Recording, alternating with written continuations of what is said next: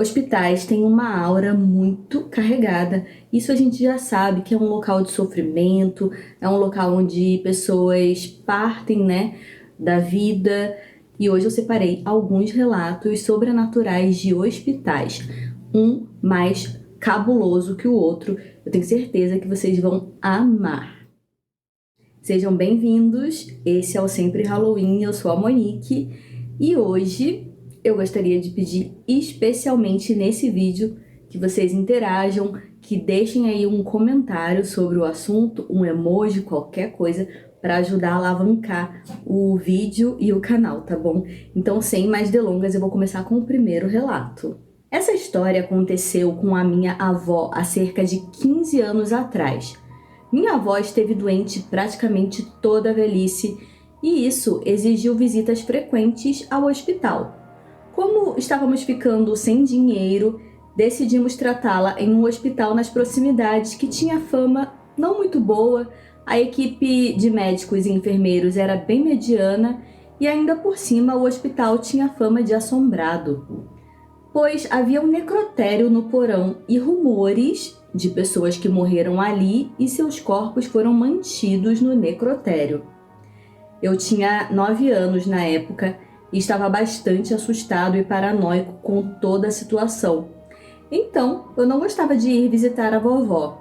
Sei que parece muito egoísta, mas, honestamente, quem poderia me culpar? Enfim, meu tio ficou encarregado de cuidar da vovó no horário noturno. Ele era mais novo que meu pai e não tinha filhos. Depois que eles já estavam acomodados à noite, meu tio foi dormir cedo devido ao cansaço extremo do trabalho. Minha avó foi acordada às 2 da manhã, depois de ouvir uns barulhos estranhos e sentir alguém tocando seus pés.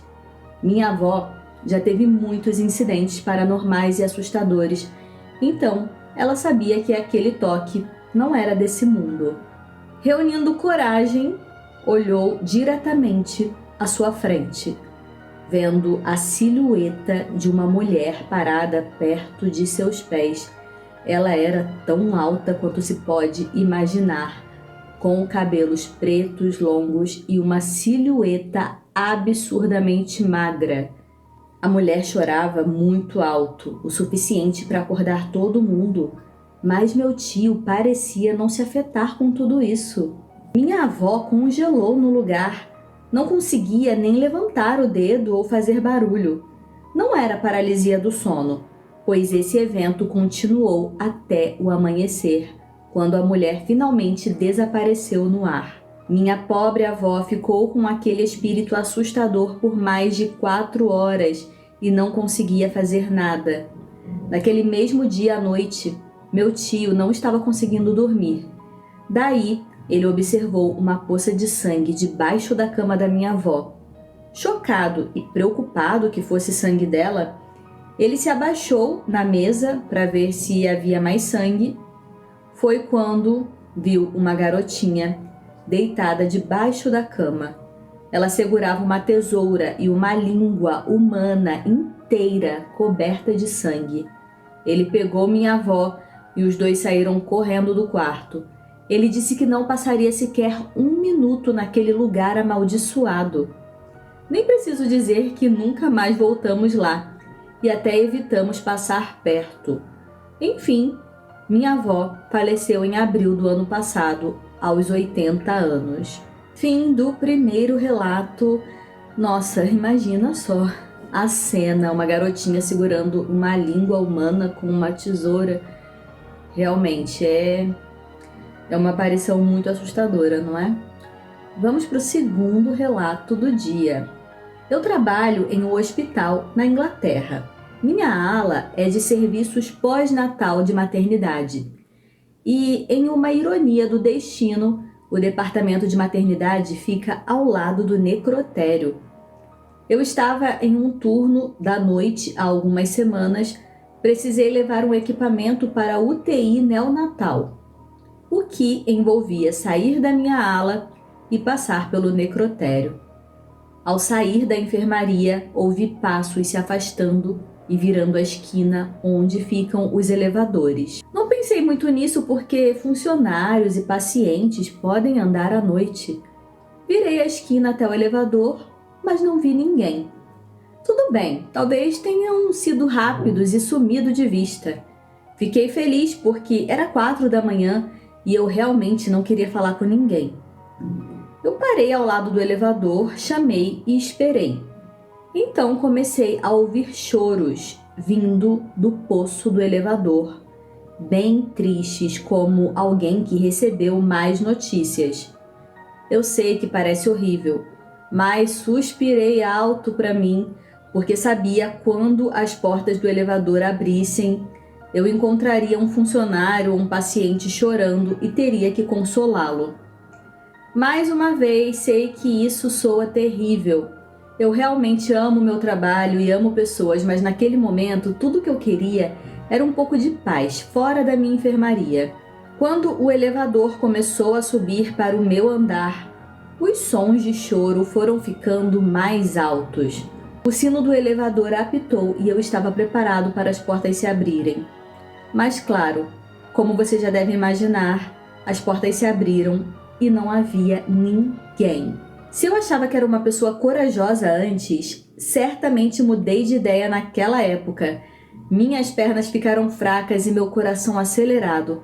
Fiquei olhando para o elevador vazio e relutante de querer entrar nele. Sei que parece uma experiência tão insignificante, mas na verdade, aquele momento foi o que mais senti medo. Fim do segundo relato, então agora vamos para o terceiro relato.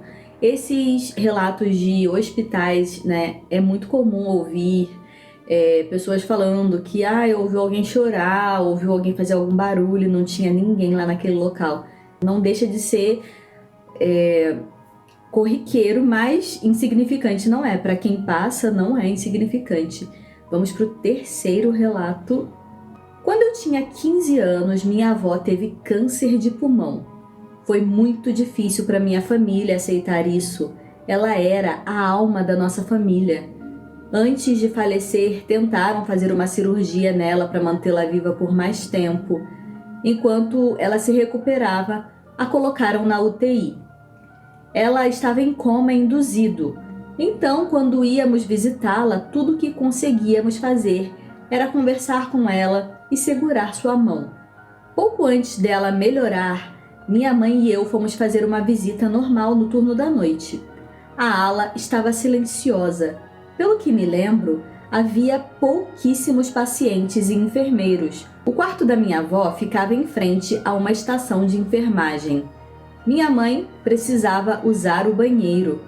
Quando ela foi embora, sentei na beirada da cama da minha avó, segurando sua mão e dizendo para ela voltar logo para nós e que ainda não era sua hora. Quando ouvi gemidos, como se alguém estivesse com dor. No começo, eu simplesmente ignorei, mas parecia que iam ficando mais altos ou mais próximos e eu comecei a sentir uma sensação ruim no estômago. Saí da cama e fui até a porta de vidro deslizante do quarto. Quando espiei, não vi nada. Uma enfermeira estava lá na estação dela, quase nenhum paciente. Então voltei para minha avó quando ouvi de novo. Pensei comigo, com certeza as enfermeiras não deixaram um paciente com dor assim. Quando coloquei a cabeça para fora, pela segunda vez, foi aí que percebi. Um homem, mais velho, estava na sala ao lado. Eu podia ouvir ele respirando. Ele estava respirando muito estranho, como se ele tivesse uma infecção pulmonar muito grave. Vi minha mãe voltando para o quarto. Eu disse a ela para aguardar que eu ia solicitar uma enfermeira para aquele homem. Quando avisei a enfermeira que o homem do quarto ao lado precisava de ajuda, a enfermeira respondeu que aquele quarto estava vazio. Eu disse que não, que eu havia visto o homem na cama e que era um absurdo, um erro do hospital, deixar um doente naquele estado, gemendo de dor. E que pior ainda, ela não ter o prontuário dele ou sequer ter sido avisada que ele estava ali. Vem comigo, eu disse. Ele está precisando urgentemente de ajuda. A enfermeira veio e quando chegamos no quarto, ele estava vazio.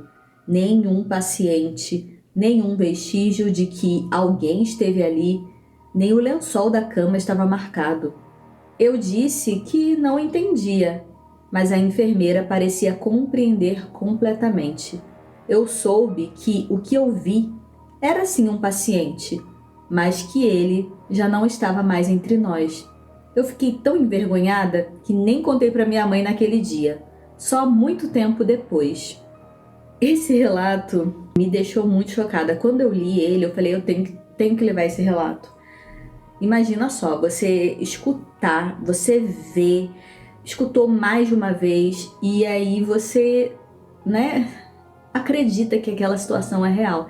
De repente, ele, infelizmente, ficou naquele quarto quando estava doente, deve ter falecido naquela cama e ficou ali aquela impressão, E ele fica revivendo aquilo. Nossa, imagina, isso é muito triste, Eu acho que, assim, deve ser muito difícil. Eu não sei como explicar às pessoas que falecem no hospital, que continuam ali achando que ainda estão doentes, É uma situação, assim, muito triste, é assustadora pra gente.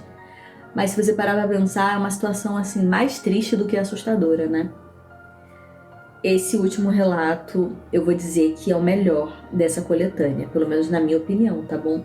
Quando eu tava pesquisando, eu fiquei assim, não acredito que aconteceu isso. Vamos para o último relato dessa coletânea de hospitais. Se você tem um relato para me mandar, manda lá no direct do Instagram que eu vou contar o seu relato aqui, tá bom?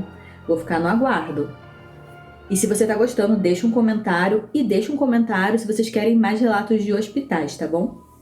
Vamos para o último relato. Essa é uma história de um dos meus transportes de pacientes como paramédico. Estou na área da emergência médica desde 2011, trabalhando para uma empresa de ambulâncias em uma área urbana. Não vou revelar muitos detalhes para cumprir as leis contratuais. Meu parceiro e eu estávamos trabalhando no nosso turno habitual. Nada fora do comum, apenas um dia normal. Estávamos quase no fim do nosso turno de 14 horas quando recebemos uma ligação pelo rádio para atender a um asilo por causa de um paciente com o estado mental alterado. Normalmente, uma ligação assim é de um diabético que esqueceu de tomar a insulina ou de um paciente com Alzheimer. Basicamente, uma chamada assim geralmente é bem fácil de ser resolvida. Chegamos no hospital do asilo e, imediatamente, ficamos preocupados ao ver que várias viaturas policiais estavam posicionadas do lado de fora. Entramos escoltados por um policial que nos levou até uma mulher que estava sendo contida por 2 policiais. Ela estava chutando e gritando de um jeito tão horrível que quase hesitamos em se aproximar, mesmo estando presa. Começamos a avaliar o paciente cujos sinais vitais estavam disparando. No entanto, não conseguimos descobrir imediatamente o que estava causando esse surgimento repentino de comportamento violento e agressivo. O açúcar no sangue dela estava bem dentro do normal. Então, hipoglicemia, hiperglicemia não era a causa do estado mental atual. Já tínhamos passado tempo suficiente no local e tivemos que começar a transportar o paciente. Pedimos aos policiais para colocá-la na maca e, com cuidado, colocamos as contenções nela, prendendo-a à maca. Carregamos o paciente e comunicamos pela central para avisar que estávamos a caminho. Enquanto isso, a paciente não parava de gritar ou tentar se soltar das amarras. Definitivamente fiquei assustado com o comportamento inexplicável. A caminho do hospital, fui checar os sinais vitais, o que parece fácil de fazer em um paciente preso, mas essa mulher estava estalando os dentes entre os gritos e visivelmente tentando se soltar das amarras dos pulsos. Fiquei horrorizado. Tentei ao máximo ser o mais rápido possível. Foi quando, à frente, meu parceiro gritou para a traseira da ambulância que íamos passar por um túnel. Merda, pensei enquanto a ambulância entrava direto no escuro. Eu estava sentado no banco ao lado da paciente quando ela de repente parou de gritar e se mexer. Ela permaneceu imóvel, apenas olhando diretamente nos meus olhos. Então, ela soltou um sorriso macabro e falou: "Você podia ter aberto a porta para Bessie. Você ouviu e mesmo assim não abriu a porta. Agora ela está no inferno." Bessie era uma vizinha minha, idosa. Todos os dias, quando eu chegava do plantão, ela ia até minha casa para que eu aferisse sua pressão. Em uma dessas manhãs, eu cheguei de um plantão caótico, exausto, só pensava em dormir. Quando eu me deitei, eu ouvi a senhora Bessie batendo na minha porta. Eu ignorei e fui dormir. Ela morreu de um infarto. Mas como aquela paciente sabia disso? Não tinha como ela saber. Como eu me culpei por não ter atendido a porta naquele dia.